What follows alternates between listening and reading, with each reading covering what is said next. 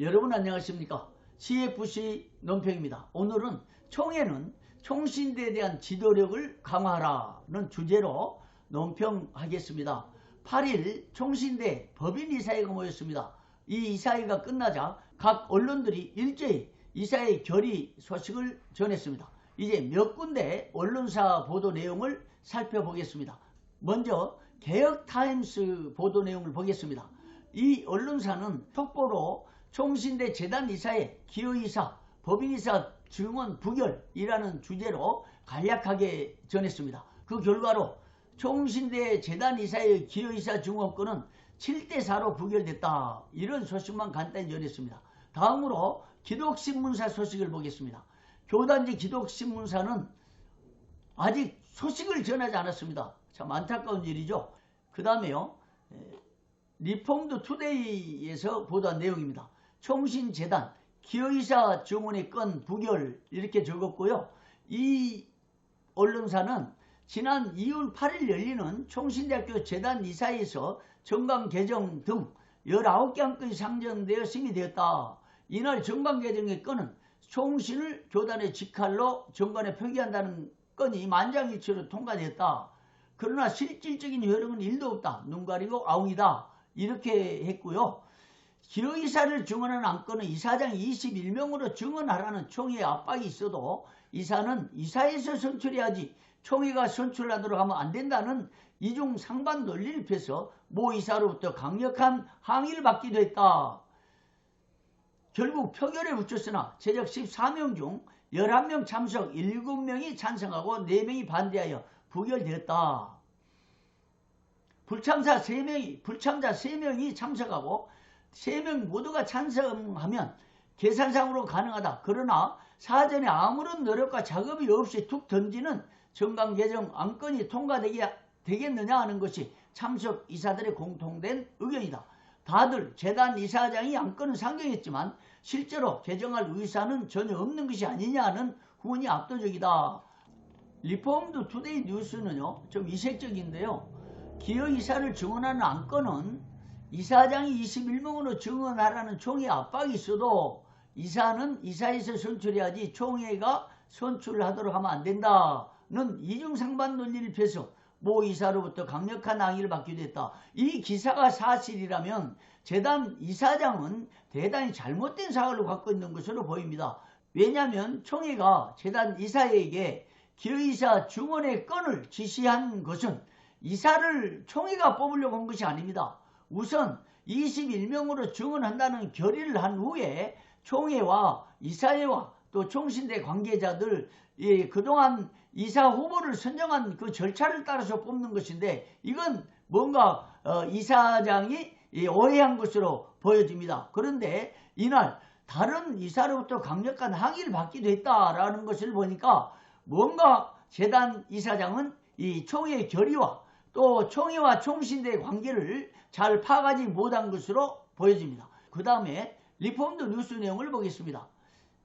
역시 정관 변경 승인 그리고 이사 증언은 부결 이 소식을 다뤘는데요. 이 언론에서는 기여이사 증언에 대한 부분을 아주 특이하게 보도를 했습니다.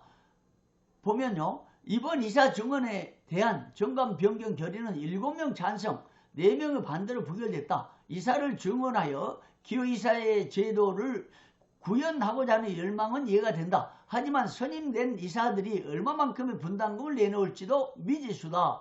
교회가 동의하지 아니하면 본인이 부담해야 된다. 과연 이 분담금이 학교 운영에 얼마나 도움이 될지도 미지수다. 아주 특별하죠.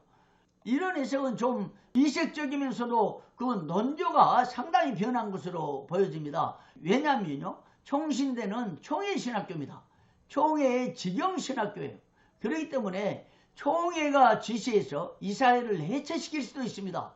또 과거에 그래왔죠. 지금 사학법에 의해서 총신대가 운영된다 할지라도 과거에 총회는 총신대 재단 이사들에 대해서 계속해서 압박을 가하면서 또 징계 조치하기도 했습니다. 심지어는 총신대 재단 이사장 직무대행을 면직 출교시키지 않았습니까? 그런 상황에서 당시에 가장 앞장서서 총신대 이사들은 총회의 결의를 수용해야 된다라고 맹공격을 했던 언론들이 이제 이렇게 논지가 바뀐 것은 이해할 수 없죠. 더군다나 총신대 재단 이사들이 총회의 결의를 거부할 때에 가장 목소리를 높여서 총신대 재단 이사들에 대한 징계 조치를 해야 한다는 취지의 발언을 한 사람이 현 총신대 재단 이사장이었다는 얘기들이 나오고 있습니다. 이제 총회 현장에서 차츰 그 영상을 찾아서 보도할 예정인데 정말 재단 이사장이 그런 주장을 했다는 것이 사실이면 이번 결의는 있을 수 없는 일이죠. 특히 백암식 총회장이 이사장과 개인 면담을 통해서 총회의 결의사항을 준수하도록 지시한 것으로 알고 있습니다. 더군다나 총회 임원회에서 이미 총회의 결의를 지키라고 공문을 발송한 것으로 알려졌습니다. 그런데 이날 법인이사에서 총회의 결의를 정면으로 거부한 것은 있을 수 없는 일입니다. 이제 총회 임원회는 총신대에 대한 총회의 지도력을 강화시켜야 됩니다.